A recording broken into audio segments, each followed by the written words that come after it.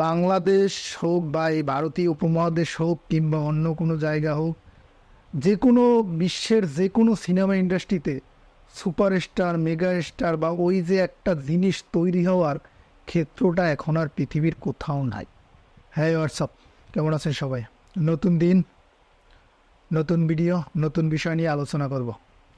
আজকের বিষয়, সম্প্রতি আফরান নিশোর দুটো সিনেমার ঘোষণা এসেছে, সেটা নিয়ে দেখলাম চারিদিকে খুবই আলোচনা, যেটা আমাদের সিনেমা ইন্ডাস্ট্রির জন্য খুবই দরকারি। শাকিব খানের তুফান সিনেমা এসেছে, সে সিনেমা নিয়ে আমাদের যথেষ্ট, তুফান সিনেমার টিজার প্রকাশ পেয়েছে, সেটা নিয়ে আমাদের যথেষ্ট আগ্রহ সৃষ্টি হয়েছে। গত প্রিয়তমা সুরঙ্গের পর বাংলা সিনেমার নতুন একটি মোড় দেখা যাচ্ছে।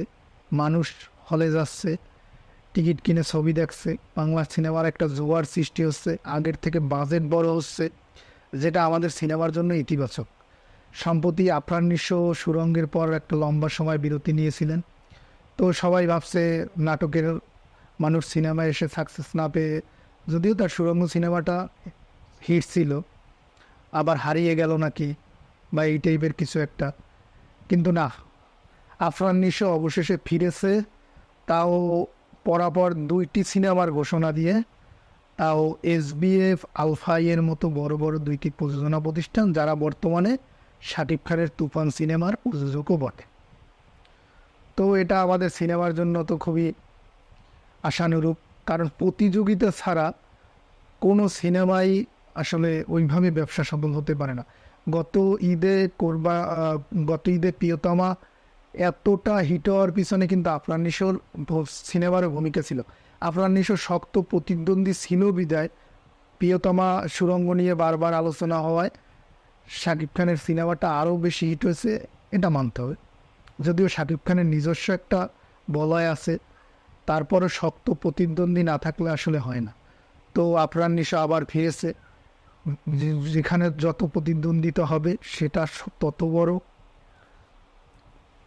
তত মঙ্গলজনক সিনেমার জন্য। আপনার এখন কথা হচ্ছে, আমি চারদিকে যা শুনতে পাচ্ছি যে আফরান নিশো আসছে, শাকিব খানের দিন শেষ, শাকিব খান টিকতে পারবে না, আরও ইত্যাদি ইত্যাদি ইত্যাদি অনেক কিছু। ভাই, একটা লোক সেই 1999 সালে ডেবিউ হয়েছে, আজকে 2030 বছর ধরে একটা লোক একটা অবস্থানে আছে। প্রথম 5-6 বছর, তা 6-7 বছর হয়তো তার স্ট্রাগল পিরিয়ড ছিল, তখন থেকে এখন পর্যন্ত একটা লোক এককভাবে রাজত্ব করছে। আপনারা বিভিন্ন জন তাকে পছন্দ অপছন্দ করতেই পারেন, আমি যে তাকে খুব একটা পছন্দ করি বিষয়টা সেরকম না, কিন্তু তার ন্যূনতম রেসপেক্ট পাওয়া উচিত। আর তথ্য বা প্রমাণ দিয়ে যদি বলি, বাংলাদেশ হোক বা এই ভারতীয় উপমহাদেশ হোক কিংবা অন্য কোনো জায়গা হোক, যে কোনো বিশ্বের যে কোনো সিনেমা ইন্ডাস্ট্রিতে সুপারস্টার, মেগা স্টার বা ওই যে একটা জিনিস তৈরি হওয়ার ক্ষেত্রে, আপনারা লজিক দিয়ে মানুন, অযথা তর্ক করবেন না। ওই সুপারস্টার, মেগা স্টার হওয়ার ক্ষেত্রটা কোথাও আর নাই। একটা সময় ছিল যখন ফেসবুক ছিল না, ইউটিউব ছিল না, ইন্টারনেট ছিল না, মানুষের বিনোদনের ক্ষেত্র জায়গা ছিল খুবই সামান্য। মানুষের বিনোদনের ক্ষেত্র বা জায়গা ছিল বলতে শুধু সিনেমা হল।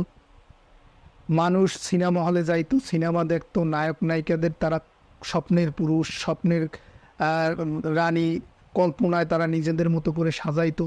নায়ক নায়িকারা বলতে তাদের কাছে ছিল আকাশের তারা, মানে এরকম একটা অবস্থা। সেখান থেকে মানুষের কাছে একটা গ্রহণযোগ্যতা, মানুষের হৃদয়ে পৌঁছে যাওয়া খুব সহজ ছিল। তখন মানুষ এতটা ক্রিটিক হয়ে ওঠে না, এতটা অ্যানালাইসিস করতে জানতো না, এতটা কোনখান দিয়ে কপি করলো, কী করলো, কতটুকু নিজস্বতা আছে না না আছে, এত কিছু বিচার বিশ্লেষণ মানুষ করতে জানতো না।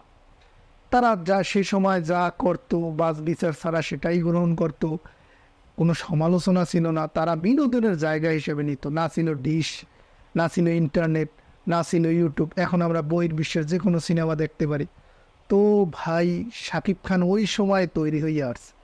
আপনি গ্রামে গঞ্জে যেখানে যাবেন, একজন মুরব্বী বয়স্ক লোককেও যদি জিজ্ঞাসা করেন শাকিব খানকে, সে কিন্তু সাথে সাথে চিনবে যে সিনেমা করে।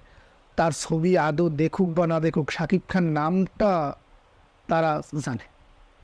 এইটাই কিন্তু ভাই তৈরি হয়ে আসছে। এখন আপনার এই সময়কার যারা আসবে, এখন কাজ নিয়ে যথেষ্ট সমালোচনা হয়, পর্যালোচনা হয়, কোনখান দিয়ে কি করলো, কতটুকু কপি করলো, নিজস্বতা কতটা আছে। এখন মানুষ যাচাই বাছাইয়ের উপর তৈরি করে। এখন না ওই একটা শাকিব খান, একটা শাহরুখ খান, একটা সালমান খান তৈরি হওয়া আজ সম্ভব না। কারণ তারা ওই যে সময় তৈরি হয়ে আসছে সেই সময়টা বা প্রেক্ষাপটটা এখন আর নাই। তো সুপারস্টার, মেগা স্টার বা ওই টাইপের জীবনেও আর কোনো দিন কোনো সিনেমা ইন্ডাস্ট্রিতে তৈরি হবেন। হ্যাঁ, জনপ্রিয় নায়ক আসবে, তারা তাদের কাজের দক্ষতা দেখাবে, ভালো কাজ করবে, সিনেমা ইন্ডাস্ট্রি ব্যবসা করবে, কারণ ব্যবসার দুয়ার অনেক খুলে গেছে, অনেক। এখন সিনেমা শুধু হলের উপর বিজনেসের উপর নির্ভরশীল নয়, এখন ওটিটি রাইটস আছে, ডিজিটাল রাইটস আছে, বহির্বিশ্বে সিনেমা পাঠিয়ে সেখান থেকে আয় টাকা ইনকাম হয়, নানা রাস্তা আছে। এখন সিনেমা বানালে লসও খুব কম হয়। তো এই ক্ষেত্রে আমাদের বিষয়টা হলো যে আমরা দলাদলি না করি যে শাকিব খানের দিন শেষ বা আপ্রাণ নিশো আসছে, আপ্রাণ নিশো একটা মাত্র সিনেমা করছে, আরও 2টা সিনেমার ঘোষণা আসছে, করুক।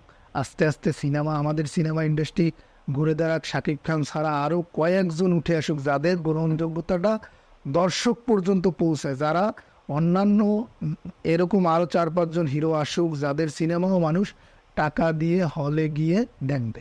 তো তাহলে আমাদের সিনেমা ইন্ডাস্ট্রি ঘুরে দাঁড়াবে। আমরা এই কন্ট্রোভার্সি না করি। শাকিব খান তার দীর্ঘ পরিশ্রম, দীর্ঘ মেধা দিয়ে একটা জায়গায় এসেছে, আর সে যে জায়গা থেকে তৈরি হয়ে এসেছে সেইখানে যাওয়া আর কারো পক্ষেই সম্ভব না। শুধু আমাদের ইন্ডাস্ট্রিতে না, পৃথিবীর কোনো ইন্ডাস্ট্রিতেই এখন আর মেগা স্টার বা সুপারস্টার হওয়া সম্ভব না। একটা শাহরুখ খান তৈরি হয়েছে, আর কোনো দিন শাহরুখ খান তৈরি হওয়া সম্ভব না।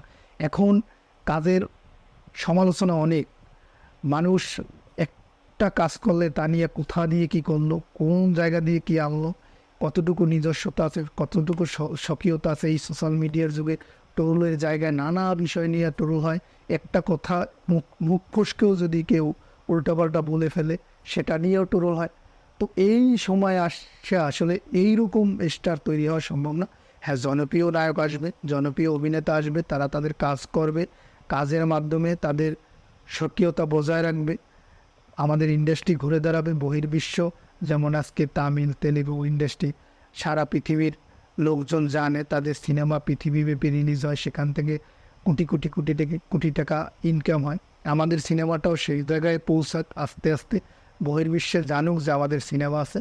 তো এই বহির্বিশ্বে পৌঁছাতে হলে আমাদের শাকিব খান ব্যতীত অন্য কোনো বিকল্প নাই। সেই সাথে যারা উঠে আসছে তারাও যদি সাপোর্ট দেয়, একটা সময় আমাদের সিনেমা ইন্ডাস্ট্রি ঘুরে দাঁড়াবে। সো আমরা এটা নিয়ে কন্ট্রোভার্সি না করি, আমরা আমাদের নিজস্বতা বজায় রাখি, যে আমরা আমাদের সিনেমাকে, আমাদের দেশকে, আমাদের শিল্প সংস্কৃতি সব কিছু ভালোবাসি। এই পর্যন্তই।